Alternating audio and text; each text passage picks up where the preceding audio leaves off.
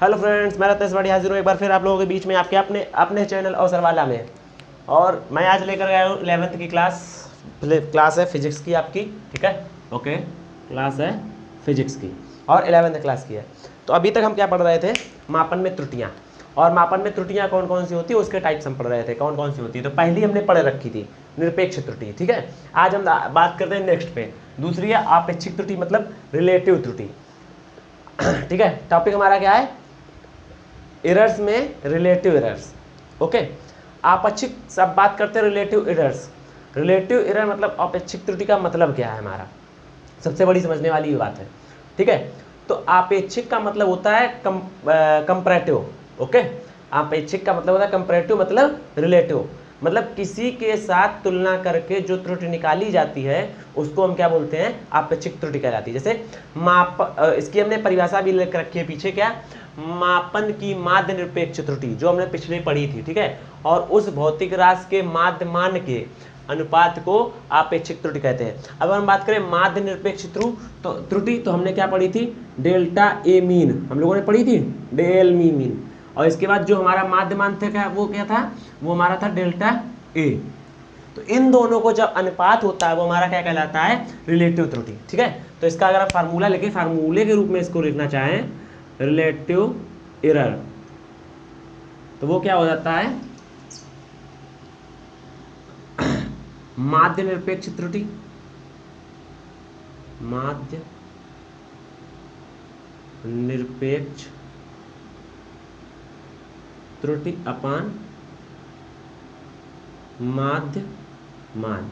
और माध्य निरपेक्ष त्रुटि को हमने अभी जब पढ़ा था वो क्या थी हमारी? Delta A mean upon A mean, मतलब माध्य मान। और ये जो हमारा फार्मूला ये आपको याद रखना पड़ेगा, इसी से आप हमारे क्वेश्चन सॉल्व कर पाएंगे। ठीक है, तो आपेक्षिक त्रुटि की अगर हम बात करें तो माध्य निरपेक्ष त्रुटि जो हमारी निरपेक्ष त्रुटि delta A mean upon A mean, और जो उसका माध्य मान है। जैसे हमने क्या बताया था, कोई वैल्यू है हमने नापी ए1 ए2 ए3, तो सबसे पहले हमने डेल्टा ए1 निकाला था, फिर डेल्टा ए2 निकाला था, फिर डेल्टा ए3 निकाला था, और इनका सबका जो डेल ए था, ठीक है, इनका सबका वो हमने वही निकाला था। ठीक है, तो वही उसी चीज़ के बारे में बात कर रहे थे। ओके, तो ये हो गई हमारी आपेक्षिक त्रुटि। इसका फार्मूला आपको याद रखना पड़ेगा तभी आप निकाल पाएंगे। इसके बाद हमारा इसी का आता है नेक्स्ट प्रतिशत त्रुटि।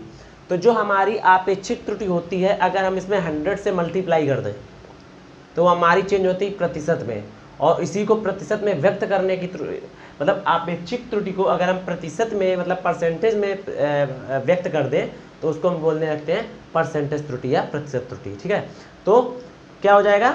इसका जो फार्मूला हो जाएगा, जब आप इसमें देखो फार्मूला मैंने थ्योरी लिखी है, जब आपेक्षिक त्रुटि को प्रतिशत में व्यक्त किया जाता है तो उसे प्रतिशत त्रुटि कहते हैं। या अगर लिख लो कि माध्य निरपेक्ष त्रुटि और बटा माध्यमान इंटू 100, या जब आपेक्षिक त्रुटि में अगर इसी तरीके से लिखना चाहो तो रिलेटिव एरर्स में अगर 100 से मल्टीप्लाई कर दें तो जो वैल्यू आती है वो हमारी क्या कहलाती है? परसेंटेज त्रुटि। तो अगर हम बात करें परसेंटेज एरर की तो क्या हो जाती है? रिलेटिव एरर मल्टीप्लाई 100, तो ये क्या है हमारी? माध्य निरपेक्ष त्रुटि अपान माध्य मान इंटू 100। ये हमारी कौन सी हो गई? परसेंटेज एरर हो गई। ओके, समझ में आ गया? ये हो गई हमारी परसेंटेज त्रुटि। तो मतलब अभी जो हमने पीछे आपेक्षिक त्रुटि देखी, ये ऊपर आपेक्षिक त्रुटि देखी, अगर उसमें हम 100 का गुणा कर दें, 100 का गुणा कर दें, तो ये हमारी क्या कहलाती है? परसेंटेज त्रुटि बन जाती है। अब इसके बाद का जो हमारा टॉपिक है वो है हमारा मेन टॉपिक। ठीक है, इसके बाद का हमारा है ये जो अब पढ़ेंगे वो है हमारा मेन टॉपिक। और वो क्या है वो ध्यान से देखो। ठीक है, अब हम पढ़ेंगे त्रुटियों का संयोजन, क्या? कॉम्बिनेशन ऑफ एरर्स, और यही हमारे में मेन है, इसी से क्वेश्चन पूछा जाता है। ठीक है, इससे क्वेश्चन जरूर आता है। क्या है? हम क्या पढ़ेंगे? त्रुटियों का संयोजन।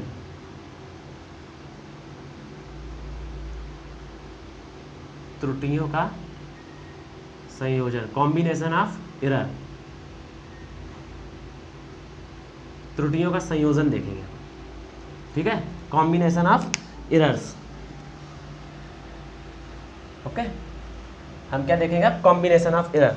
और ये हमारा क्या है, मोस्ट इंपॉर्टेंट टॉपिक है जो आपके एग्जाम में बार बार पूछा जाता है।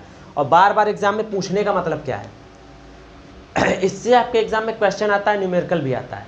और इसमें जो भी सबसे ज़्यादा क्वेश्चन आता है वो आता है, आने के चांस जो होते हैं सबसे ज़्यादा, वो होता है हमारा गुणा और भाग से, योग गुणा और भाग से, राशियों के योग में त्रुटि, राशियों के भाग में त्रुटि, राशियों के गुणों में त्रुटि। तो जो आपका योग में त्रुटि है वो एकदम नॉर्मल है, तो उससे थोड़ा कम बनता है। आता किससा है, गुणा और भाग से, मल्टीप्लाई और डिवाइड में जो हम लोग एरर करते हैं उसमें आता है। तो इसका जो सबसे पहला टॉपिक है संयोजन, मतलब हम किस तरीके से गलती करते हैं। सबसे पहले क्या है, राशियों की योग में त्रुटि, राशियों के योग में त्रुटि, यहीं तक आज मैं आपको बताऊंगा। और इसके बाद एक न्यूमेरिकल कराऊंगा, फिर इसके आगे वाली हम नेक्स्ट क्लास में तीनों कंप्लीट कराएंगे। तो राशियों के योग की त्रुटि का मतलब क्या है, ठीक है। एक यहाँ पर फार्मूला है, del Z equal to del A plus del B. ये फार्मूला भी आपको याद रखना पड़ेगा, ठीक है। ये इसे आप याद रखोगे। मतलब क्या है ये समझो पहले। मान लो हमने कोई एक्सपेरिमेंट किया और मुझे इस लंबाई का मेजरमेंट करने के लिए बोला गया, ए से बी कोई छड़ है, इसका हमें मेजरमेंट करने के लिए बोला गया, और इसकी जो लेंथ है वो 20 सेंटीमीटर है, ठीक। और हमें जो मेजरमेंट के लिए जो इंस्ट्रूमेंट दिया गया उसकी मैक्सिमम जो वैल्यू है, हम उससे जो मैक्सिमम वैल्यू पढ़ सकते हैं वो हम कितनी पढ़ सकते हैं, 10 सेंटीमीटर। तो इसको मतलब हमें 2 बार में नापना पड़ेगा, ठीक है। तो हमने जब इसको पहली बार में यहाँ तक वैल्यू को रीड किया, जो एक्चुअल में 10 सेंटीमीटर थी यहाँ से यहाँ तक, ठीक है। हमने जो इसको रीड किया वो हमने रीड किया 9.9 सेंटीमीटर, ओके। फिर यहाँ से जब हमने यहाँ तक इसको रीड किया तो हमने पढ़ लिया इसको 9.8 सेंटीमीटर, जबकि एक्चुअल में ये भी 10 सेंटीमीटर थी, ओके। तो इस तरीके से यहाँ पर जो हमने एरर की वो 0.1 सेंटीमीटर की और यहाँ पर जो एरर की वो हमने 0.2 सेंटीमीटर की। समझ में आया। पहले वाले हमने 10 सेंटीमीटर को 9.9 पढ़ लिया और दोबारा फिर जब उसका मेजरमेंट किया तो उसको हमने 10 सेंटीमीटर को 9.8 सेंटीमीटर पढ़ा। तो अब यदि हम दोनों एरर्स को जोड़ें, यहाँ से इसको और इसको, तो टोटल जो हमने एरर किया 0.3 सेंटीमीटर का किया। यही जो 0.3 सेंटीमीटर का एरर है यही हमारा डेल जेड है, और ये जो है हमारा ये है डेल्टा ए, और ये हमारा क्या हो गया, डेल बी, ओके। तो अब और जो हमने वैल्यू पढ़ी वो कितनी हो गई 20 में से 19.7, मतलब 0.3 का हमने एरर किया।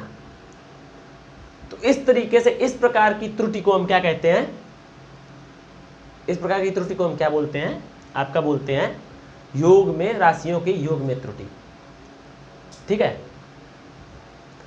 हो गया क्लियर। चलो अब इसको समझते हैं। ये फार्मूला है आपको, ठीक है। इसके लिए मैंने एक न्यूमेरिकल लिखा है, कहाँ गया ये, 1 मिनट, हाँ ये है न्यूमेरिकल मैंने लिख रखा है। ये न्यूमेरिकल आप लोग करिए, इससे आप लोगों को समझ में आएगा, ठीक है। चलिए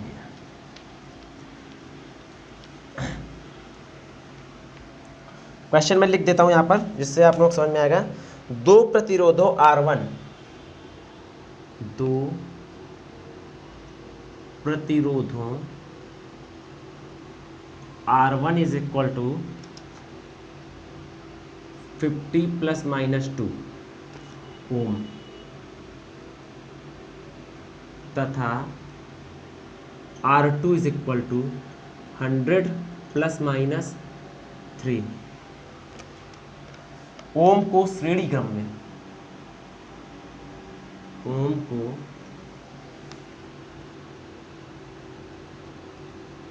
श्रेणी क्रम में जोड़ा गया है।